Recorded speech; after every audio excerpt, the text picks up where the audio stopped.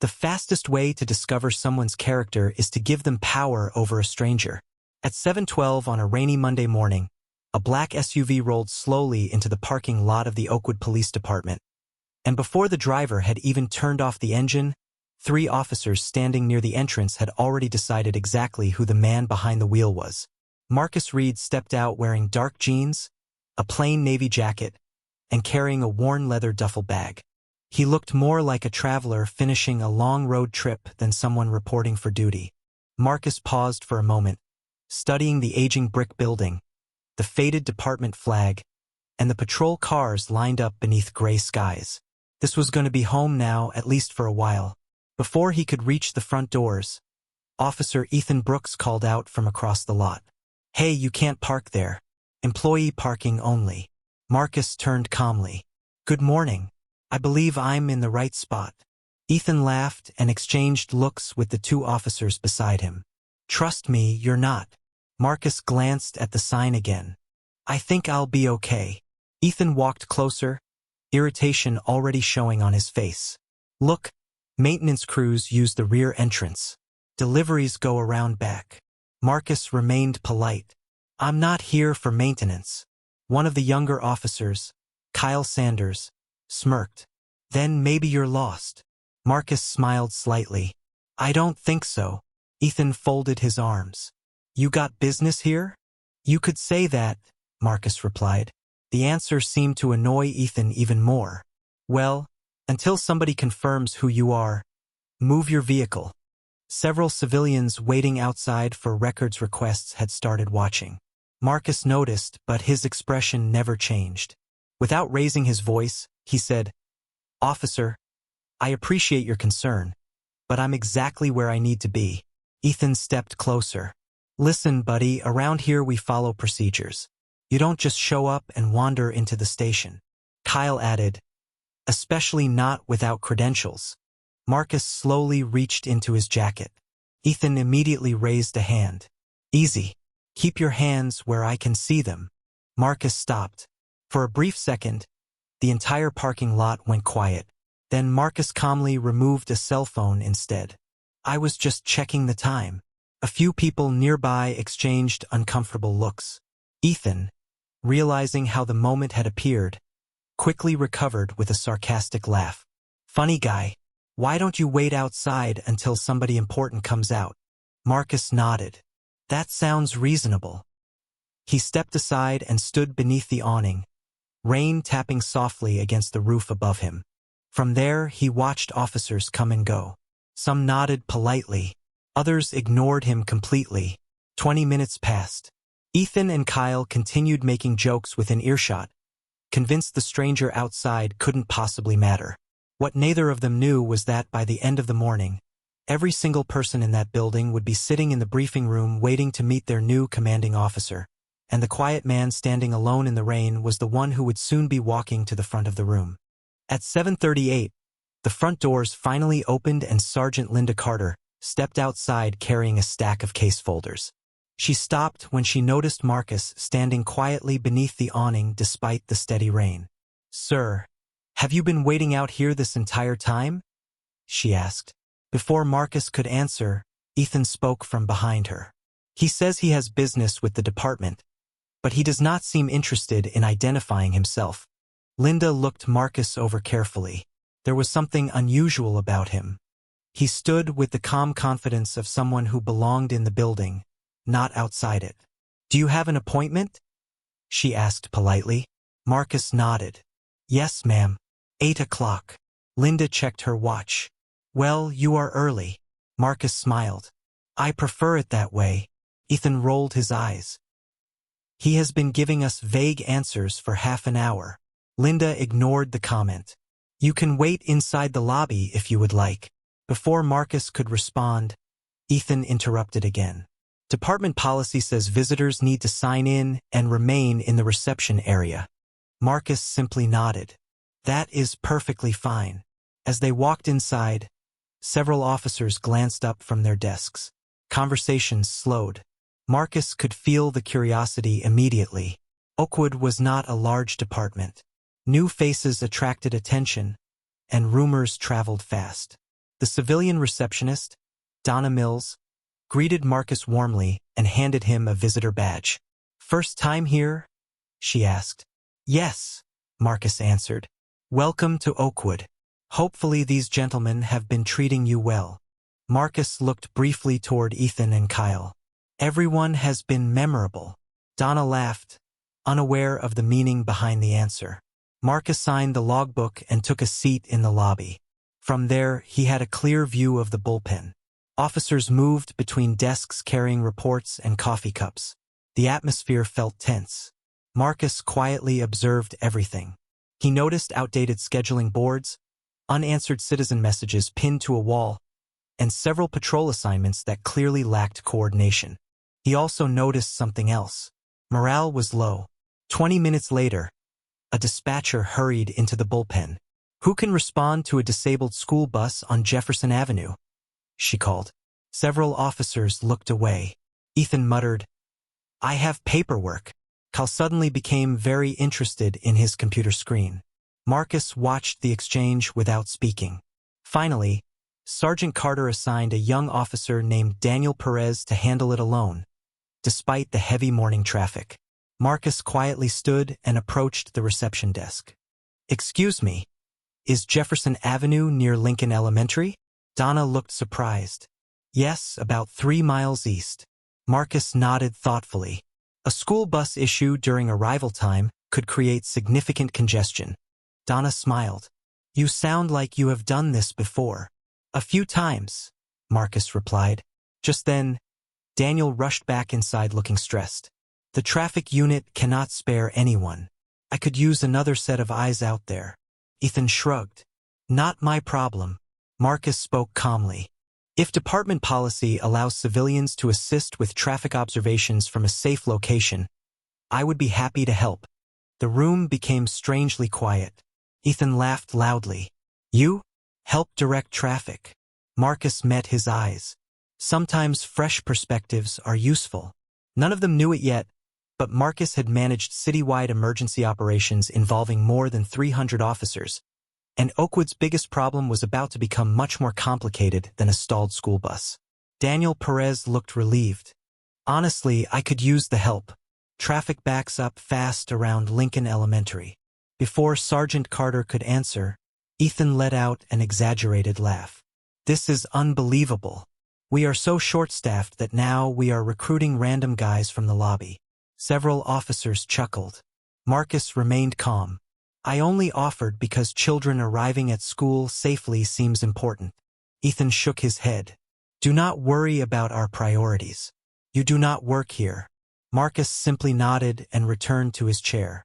Daniel looked uncomfortable. "Sorry about that," he said quietly. "Some people here take a while to warm up." Marcus smiled. "Every department has its culture." Daniel hesitated. "You have worked around law enforcement before?" "Something like that," Marcus answered. Before Daniel could ask another question, Ethan called across the room. "Perez, unless your new friend plans to buy everyone coffee, you should probably get moving." Kyle added, "Actually, coffee sounds great. Hey, lobby guy, there is a place 2 blocks down. Large black coffee for me. 2 sugars." More laughter followed. Marcus looked directly at Kyle. "I am afraid I cannot help you with that." Kyle smirked. "Figures." As Daniel left for Jefferson Avenue, Marcus resumed observing the department. The longer he watched, the clearer the problems became. Officers routinely interrupted civilian staff. Calls from residents sat unanswered. 2 patrol officers openly argued over assignments while citizens waited only a few feet away. Most concerning was the tone. Respect seemed optional. Around 8:15, a middle-aged woman entered the station looking distressed. She approached the front desk clutching several papers. Donna was temporarily away, so the woman stood uncertainly for nearly a minute. Several officers noticed her but continued their conversations. Marcus finally stood. "Ma'am, are you all right?" The woman looked relieved. "I hope so. My elderly father wandered away from home this morning. I was told to bring this information to the department." Marcus gently guided her toward a chair in the lobby. "Take a seat." Someone will assist you shortly. He quickly scanned the information sheet. Has anyone checked the senior center on Willow Street? The woman blinked. No. Why? Many seniors experiencing confusion return to familiar places from earlier in life. Your father volunteered there for 15 years, according to this form. Ethan overheard the conversation and rolled his eyes. Now he is giving investigative advice. Marcus ignored him. Moments later, Sergeant Carter approached and reviewed the paperwork. Actually, that is not a bad suggestion, she admitted. She immediately radioed a patrol unit. 20 minutes later, an officer confirmed that the missing man had indeed been found safely near the senior center. The grateful daughter returned to thank the department personally, but she walked directly toward Marcus. Thank you, she said emotionally. You knew exactly where to look. Ethan watched the exchange with obvious irritation. Lucky guess, he muttered. Sergeant Carter studied Marcus carefully. That was more than a guess, was it not? Marcus offered only a modest smile. Experience teaches patterns. For the first time that morning, several officers stopped laughing. Whoever this quiet stranger was, he clearly knew far more about police work than anyone had expected. By 8:45, Marcus had been sitting in the Oakwood lobby for more than an hour, yet he seemed more patient than anyone else in the building. Sergeant Carter found herself glancing toward him repeatedly. There was something unusual about a man who could remain calm after being ignored, mocked, and treated like an inconvenience. Most people would have left by now or demanded answers. Marcus simply watched, listened, and occasionally wrote notes in a small leather notebook he carried in his jacket pocket. Ethan noticed it too. Look at that, he said loudly to Kyle. Our mystery guest is taking notes. Maybe he is writing a review online. Kyle laughed. 1 star. Terrible customer service. Several officers chuckled, but Marcus did not react. Instead, he looked up at a large monitor displaying active calls throughout the city. After studying it for a few moments, he quietly approached Sergeant Carter. Excuse me, Sergeant. I noticed 3 patrol units responding to noise complaints in the North District, while only 1 unit is covering the entire South Side. Carter looked surprised. That is correct. Why? Marcus nodded toward the screen. The South Side includes the interstate exit and the shopping corridor. You may want additional coverage there between 9 and 10 in the morning. Traffic volume increases significantly. Carter frowned. You know the city schedule? Marcus smiled. I read the community reports before coming. Before Carter could respond, dispatch suddenly announced over the radio that a multi-vehicle accident near the interstate exit was causing major congestion. The only available nearby unit was already handling another call. Carter immediately reassigned 2 officers from the North District. As she issued instructions, she glanced back at Marcus. Interesting timing, she said quietly. Ethan overheard the exchange and rolled his eyes. Anybody can guess traffic gets bad near the interstate. Marcus nodded politely. You are absolutely right. Ethan clearly expected an argument and seemed irritated when none came. A few minutes later, Daniel Perez returned from Jefferson Avenue looking exhausted but grateful. The traffic situation could have been a disaster, he said. Thankfully, the school administration had already rerouted buses before things got worse.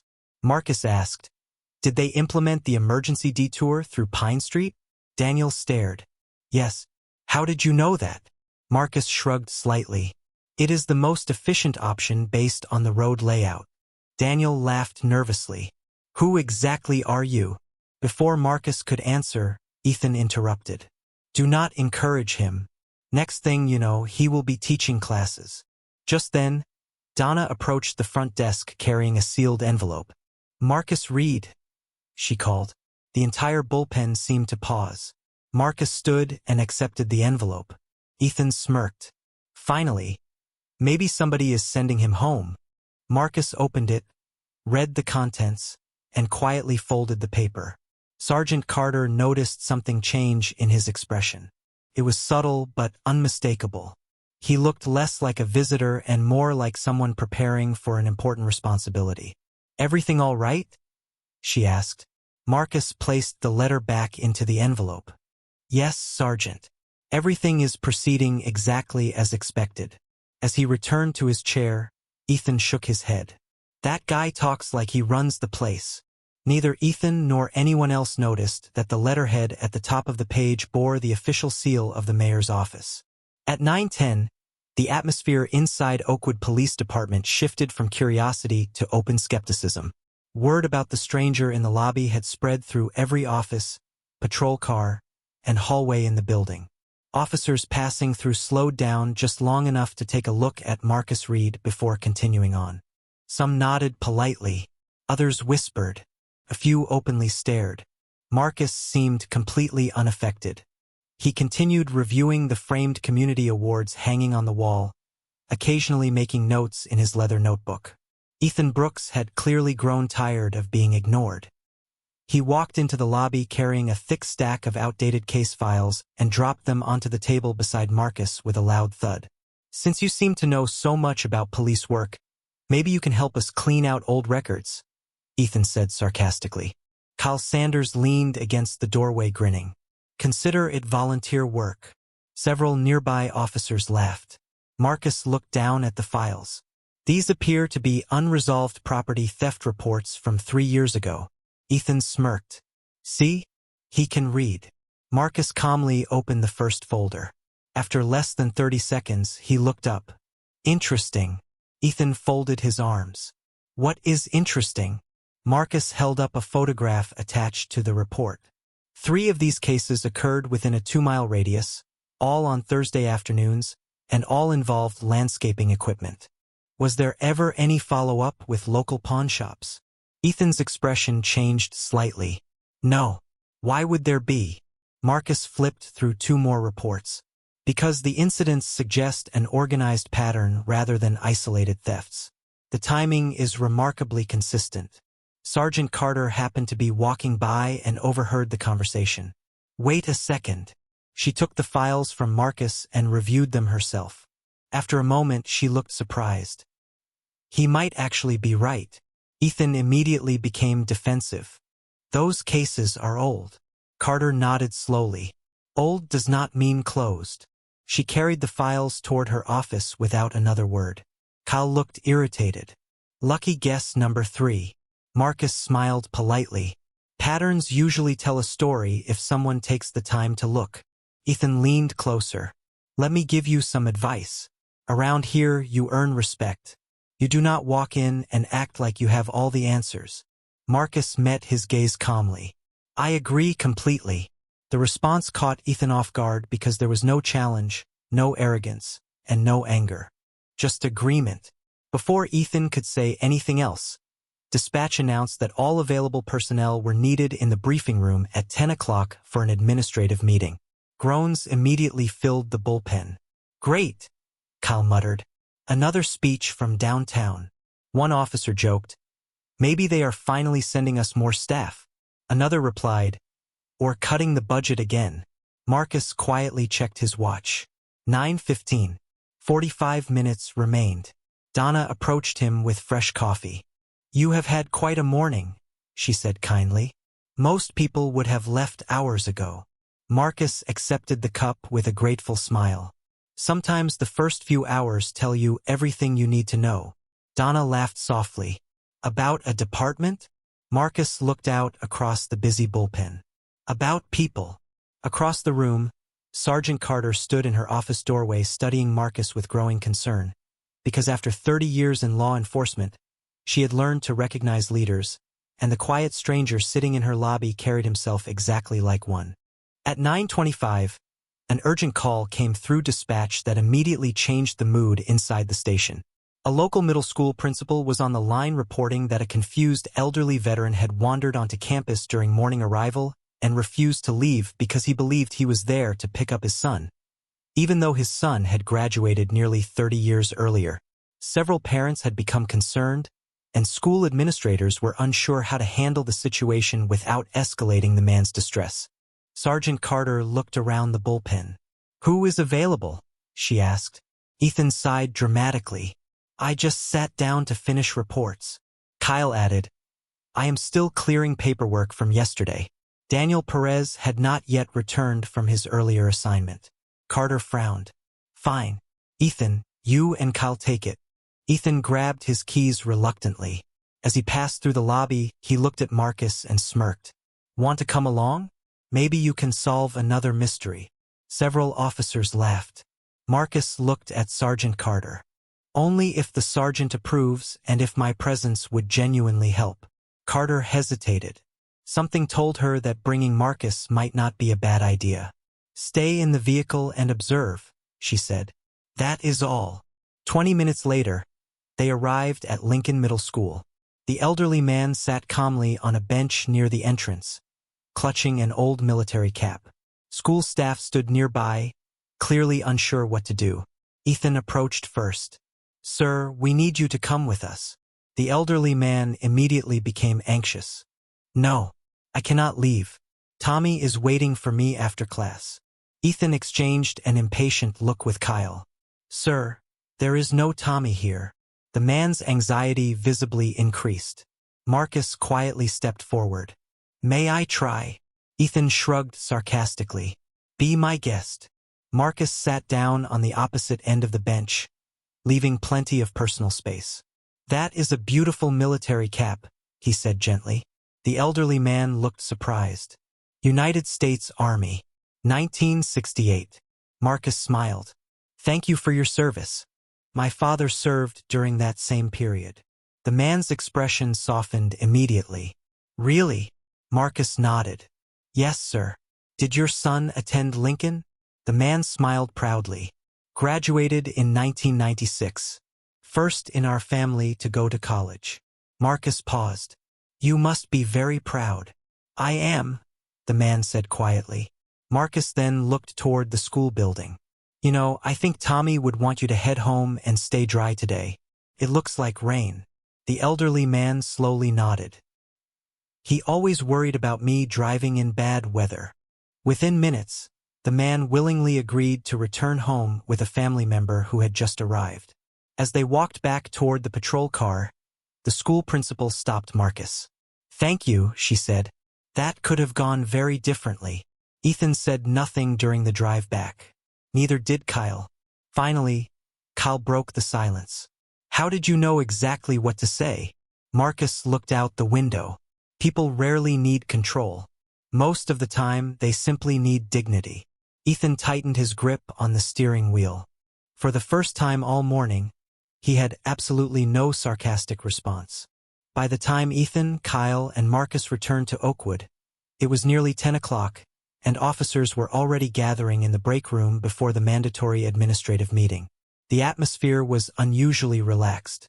Someone had brought donuts, coffee was brewing, and conversations echoed through the room. Marcus quietly placed his visitor badge on the counter and stepped aside, content to remain unnoticed. That lasted less than 30 seconds.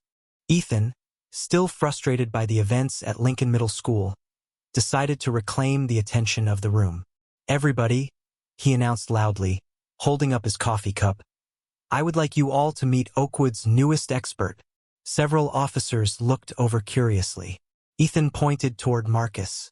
Apparently, this guy knows traffic management, cold case investigations, community relations, and senior outreach.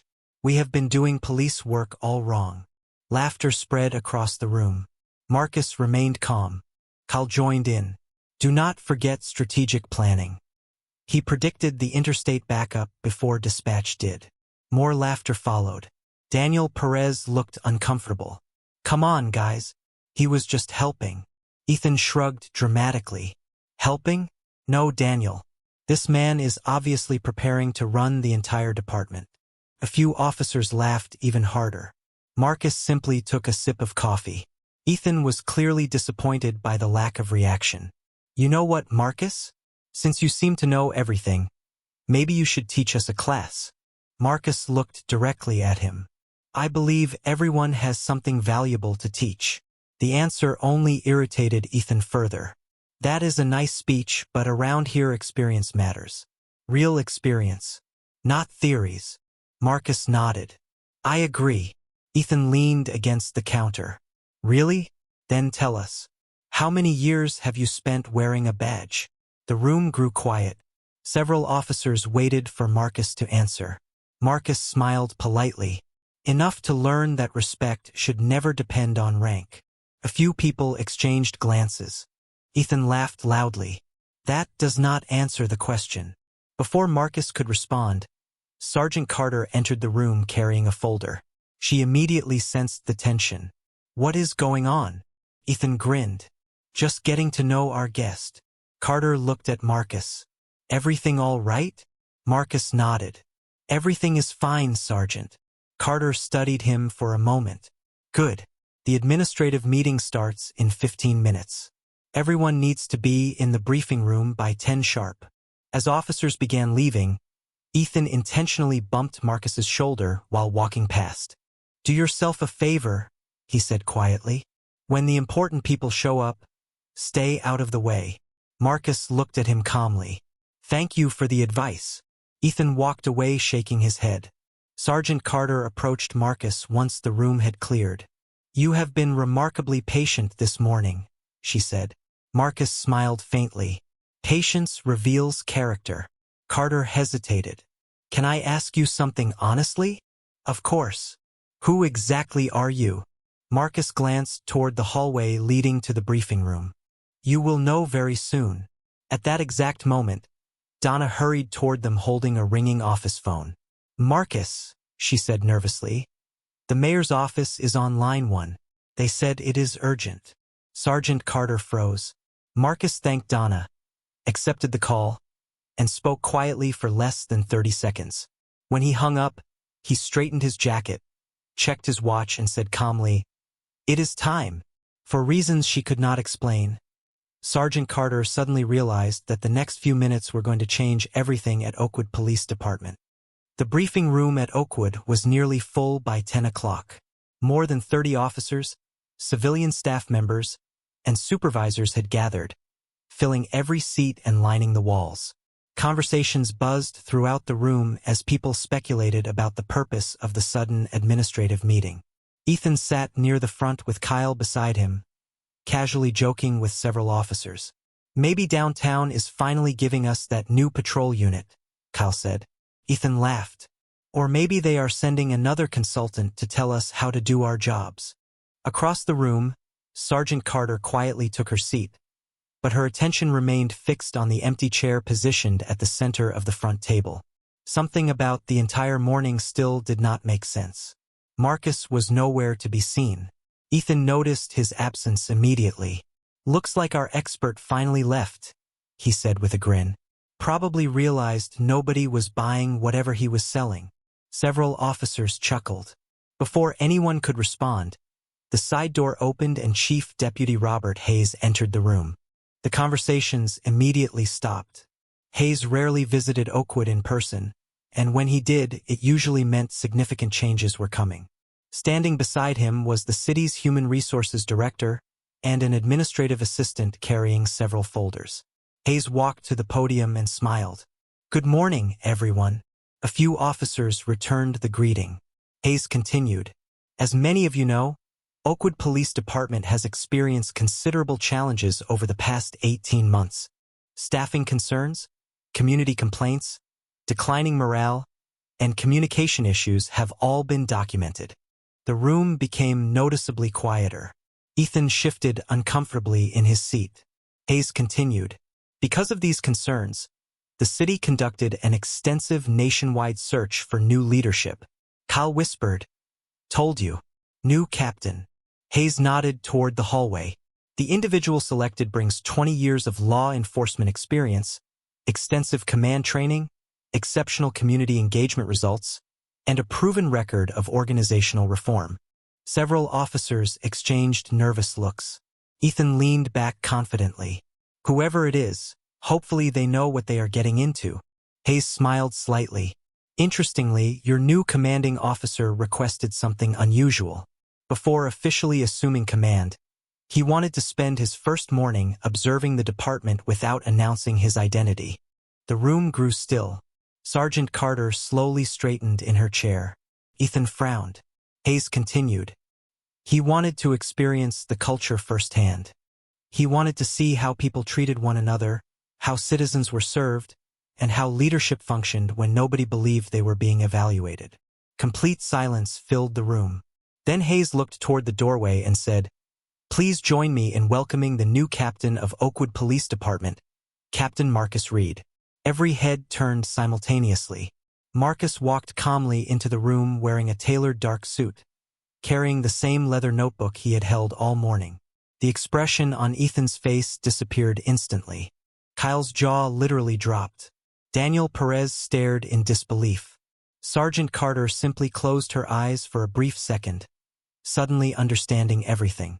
Marcus walked to the front of the room, shook hands with Chief Deputy Hayes, and turned to face the stun department.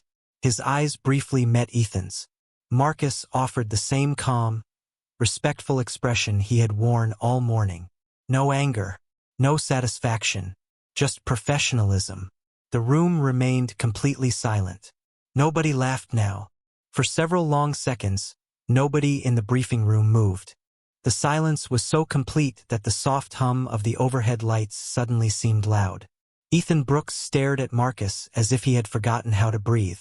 Kyle Sanders looked down at the table, unable to make eye contact.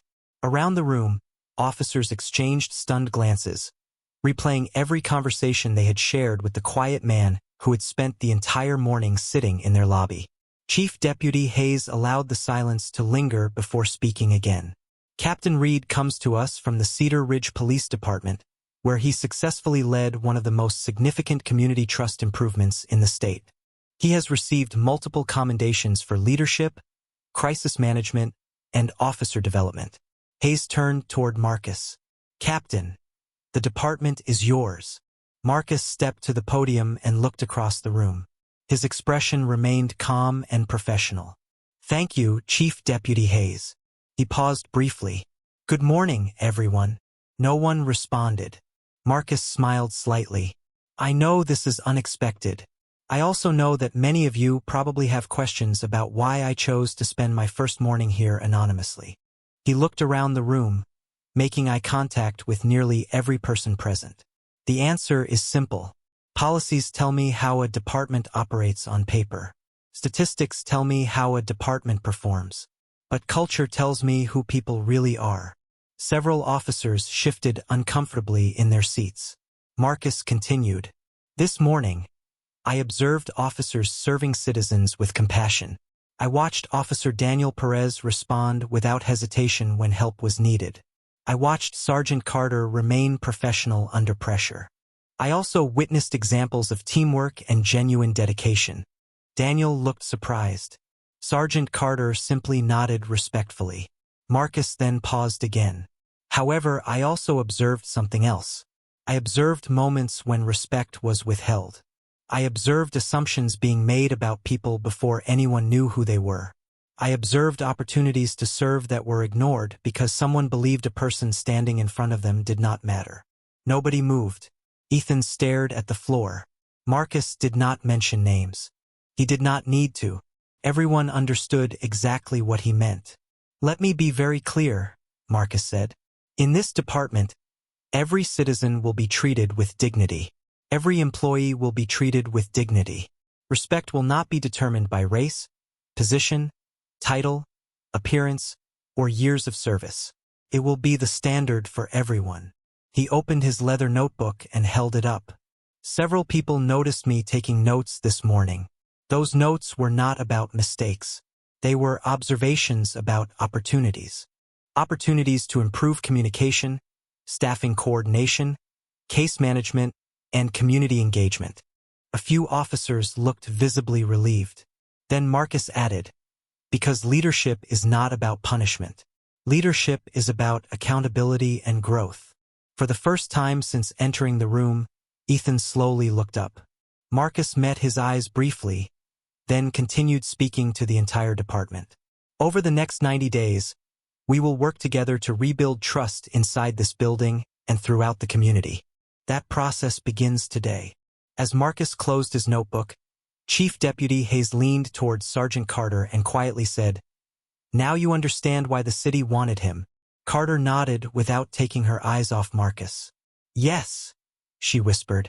I understand completely. After the meeting officially ended, nobody rushed for the door. Officers who normally could not leave the briefing room fast enough remained seated, processing what had just happened. Conversations began quietly. Some people looked embarrassed. Others looked hopeful. Ethan Brooks remained frozen in his chair, staring at the empty podium where Marcus had been standing only moments earlier. Kyle leaned closer and whispered, "We are in serious trouble." Ethan did not answer. He was replaying every comment he had made that morning, every sarcastic joke, every assumption. None of it sounded funny anymore. Meanwhile, Marcus spent the next 30 minutes meeting individually with civilian staff members, dispatchers, and patrol supervisors. To everyone's surprise, he greeted each person by name. "Donna, thank you for making me feel welcome this morning," he said sincerely. Donna smiled nervously. "I had no idea who you were, Captain." Marcus nodded. "That is exactly why your kindness mattered." He thanked Daniel Perez for volunteering for difficult assignments and praised Sergeant Carter for maintaining professionalism under pressure. Word spread quickly throughout the building. The new captain had spent only a few hours inside Oakwood, yet he already seemed to know more about the department than many people who had worked there for years. Shortly before lunch, Marcus called all supervisors into the conference room. Ethan was not a supervisor, but rumors immediately started circulating throughout the station. Some people expected immediate disciplinary action. Others expected dramatic changes. Instead, when Sergeant Carter emerged 45 minutes later, she simply announced that Captain Reed wanted everyone back in the briefing room at 1 o'clock for a department-wide discussion. Anxiety filled the station. At precisely 1 o'clock, Marcus stood at the front of the room again. "This morning," he began, "I observed several operational concerns that require immediate attention." He projected a slide onto the screen. Officers stared in disbelief. The presentation contained detailed observations regarding staffing gaps, outdated case management practices, citizen response delays, and communication breakdowns. "These findings came from less than 3 hours of observation," Marcus explained. "Imagine what we can accomplish together over the next year." The room remained silent. Then Marcus surprised everyone. "I am creating 4 improvement teams. Participation will be voluntary." He assigned Daniel Perez to community outreach. He asked Sergeant Carter to lead case management reform. Then he looked directly toward Ethan. "Officer Brooks, based on your experience and years of service, I would like you to lead our field operations review team." The room fell silent again. Ethan looked genuinely shocked. "Me?" Marcus nodded. "Yes, this department needs experienced voices. I believe you care deeply about Oakwood. I would like you to help improve it." Ethan could barely speak. "Captain, after everything this morning," Marcus interrupted gently. "Officer Brooks, leadership requires me to see people not only for who they were this morning, but also for who they can become tomorrow." Several officers lowered their eyes. The statement affected everyone in the room. Ethan slowly stood. "Captain, I owe you an apology." Marcus raised a hand respectfully. "We will have that conversation privately. Right now, we have work to do." For the first time since arriving at Oakwood, Marcus saw something begin to change. The atmosphere in the room felt different. Defensiveness was giving way to reflection, and skepticism was slowly being replaced by respect. Later that afternoon, after most of the administrative meetings had concluded, Captain Marcus Reed finally closed the door to his new office and looked around the room that would now be his workspace. The office had clearly been vacant for weeks. Boxes still lined one wall, old plaques sat stacked in a corner, and the desk contained only a department-issued laptop and a single notepad. Marcus had just begun reviewing personnel files when there was a hesitant knock at the door. "Come in," he said. The door opened slowly, and Ethan Brooks stepped inside. Gone was the confident officer who had mocked Marcus throughout the morning. Ethan looked exhausted. "Captain, do you have a minute?" Marcus motioned toward the chair across from his desk. "Please have a seat." Ethan remained standing for several seconds before finally sitting down. "Captain, I have been with this department for 12 years, he began. I have worked hurricanes, overnight shifts, holiday patrols, and just about everything else this job can throw at you. Marcus listened quietly. Ethan looked down at his hands. None of that excuses how I treated you today. The room remained silent for a moment. I made assumptions, Ethan continued. I judged you before I knew anything about you. I was disrespectful, unprofessional, and honestly, embarrassing. Marcus nodded slowly. I appreciate your honesty. Ethan looked up. I do not expect forgiveness. I just wanted to apologize directly. Marcus leaned back in his chair. Officer Brooks, this morning was disappointing, but it was also informative. Ethan looked confused. Marcus continued. Do you know what concerned me most? Ethan shook his head. It was not the jokes. It was not the sarcasm. It was how normal it seemed to everyone around you. Ethan lowered his eyes again. Marcus opened his notebook. Departments develop cultures over time. Sometimes those cultures become so familiar that people stop questioning them. He looked directly at Ethan. You are influential here. People follow your lead. That can be either a tremendous asset or a serious problem. Ethan nodded slowly. I understand. Marcus smiled faintly. I believe you do. Ethan looked surprised. After everything that happened, you still put me in charge of the field operations review team. Marcus folded his hands. Because leadership is not about writing people off. It is about challenging people to become better. Ethan sat quietly for several seconds before speaking again. Captain, if I am being honest, I think some people here are afraid of change. Marcus nodded. Change is uncomfortable. Accountability is uncomfortable. Growth is uncomfortable. He smiled slightly. But remaining the same is often far more costly. Before Ethan could respond, another knock sounded at the door. Sergeant Linda Carter stepped inside. Sorry to interrupt, Captain, but I thought you should know something. Marcus looked up. Go ahead, Sergeant. Carter handed him a folder. After reviewing those old theft cases you identified this morning, detectives reopened them. They already found connections to 6 additional reports. Ethan stared at Marcus in disbelief. Carter smiled. Looks like your first recommendation solved one of our oldest unresolved patterns. Marcus accepted the folder. Excellent work, Sergeant. Carter hesitated before adding, Captain, the staff wanted me to ask if you would join everyone in the break room before shift change. Marcus looked curious. Why? Carter smiled for the first time all day. Because apparently the entire department would like a chance to introduce themselves properly. When Marcus entered the break room just before the evening shift change, he immediately realized that something unusual had happened. The room that had echoed with sarcasm only hours earlier now felt entirely different. Nearly every employee in the building was there. Patrol officers stood beside dispatchers. Civilian staff members gathered near the coffee station. Even officers preparing to go off duty had decided to stay. Donna had arranged fresh coffee and pastries on the counter, and someone had placed a handwritten sign near the entrance that simply read, Welcome to Oakwood, Captain Reed. Marcus paused for a moment, clearly touched by the gesture. Thank you, he said sincerely. This was not necessary. Sergeant Carter smiled. Actually, Captain, we thought it was. Daniel Perez stepped forward first. Captain, I just wanted to properly introduce myself. Officer Daniel Perez, Patrol Division. And thank you for helping me this morning. Marcus shook his hand firmly.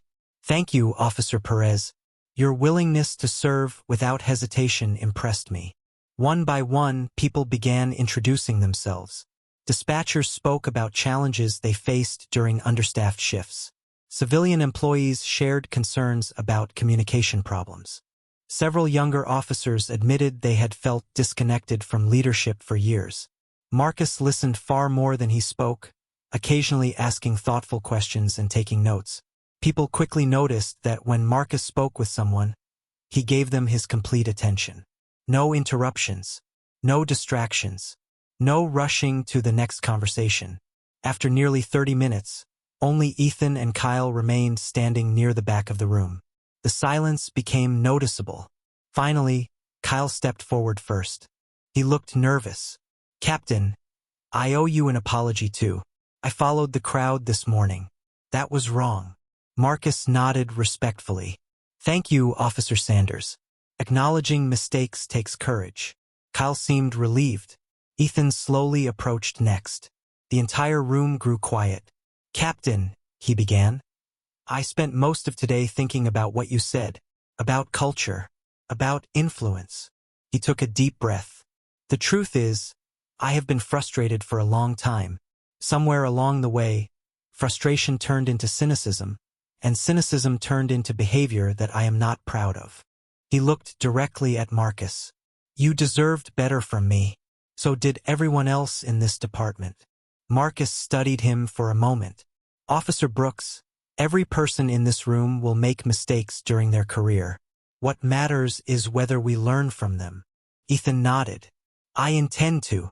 Marcus extended his hand. After a brief hesitation, Ethan shook it. The room erupted into spontaneous applause. Ethan looked genuinely surprised. Marcus smiled. "This department does not need perfect people. It needs honest people who are willing to grow." Later, as employees slowly returned to their duties, Sergeant Carter approached Marcus once again. "Captain, I have worked under 6 different commanders," she said quietly. "Most leaders spend months trying to earn trust." Marcus looked around the room as officers and staff members laughed together for the first time all day. "Trust cannot be demanded," he replied. "It can only be demonstrated." Carter smiled. "I think Oakwood has been waiting a long time for someone who understands that." Marcus looked through the window toward the busy streets outside. "Then tomorrow, we begin earning it together." 6 months later, very little about Oakwood Police Department looked the same. The faded scheduling board Marcus had noticed on his first morning had been replaced by a modern digital system that improved coverage across the city. Citizen response times had improved by nearly 20%. Community meetings that once struggled to attract a handful of residents were now regularly filled to capacity. Most importantly, trust inside the department had begun to return. On a bright spring morning, Marcus stood near the entrance of the station greeting residents during Oakwood's annual Community Safety Day. Children climbed through patrol vehicles, local business owners shared coffee with officers, and families filled the parking lot with laughter. Sergeant Linda Carter walked over carrying a report. "Captain, you might want to see these numbers," she said with a smile. Marcus reviewed the document and nodded approvingly. Citizen satisfaction ratings had reached their highest level in more than a decade. "This belongs to everyone," Marcus said. Carter smiled. "Maybe, but somebody had to show us what was possible." Nearby, Officer Daniel Perez was leading a youth mentoring session for local high school students, a program he had personally developed after Marcus encouraged him to expand community outreach. Across the lot, Kyle Sanders was helping elderly residents register for emergency notification services. The transformation was visible everywhere. Then Marcus noticed Ethan Brooks speaking with a young recruit near a patrol vehicle. Curious, Marcus walked closer. The recruit appeared nervous. "Honestly, Officer Brooks, I am worried about fitting in," the young officer admitted. Ethan smiled knowingly. "Let me tell you something I learned the hard way. Never assume you know who someone is before you actually know them. Treat everybody with respect from day one. Trust me, it matters." Marcus quietly listened from a distance. Ethan looked up and noticed him standing nearby. He walked over. "Captain," he said, smiling. "I did not see you there." Marcus returned the smile. "You gave good advice."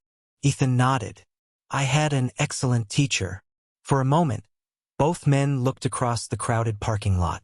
"You know," Ethan said thoughtfully, "I still think about that first morning sometimes." Marcus raised an eyebrow. "So do I." Ethan shook his head. "I almost let my assumptions define another person before I even knew his name." Marcus looked toward the families gathered around the station. "We all carry assumptions.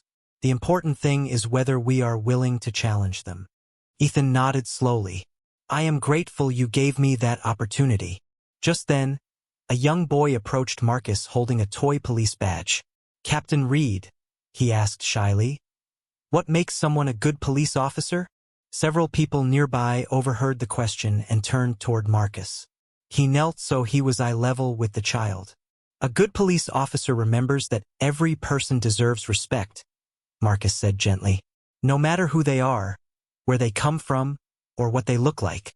The boy smiled and ran back toward his family. Ethan looked at Marcus and quietly said, "That should be written on the wall inside the station." Marcus smiled. "It already is." He pointed toward the entrance where new bronze letters had recently been installed above the lobby doors. Every person matters. Treat them accordingly. And for the officers and citizens of Oakwood, those words had become far more than a slogan. They had become the culture.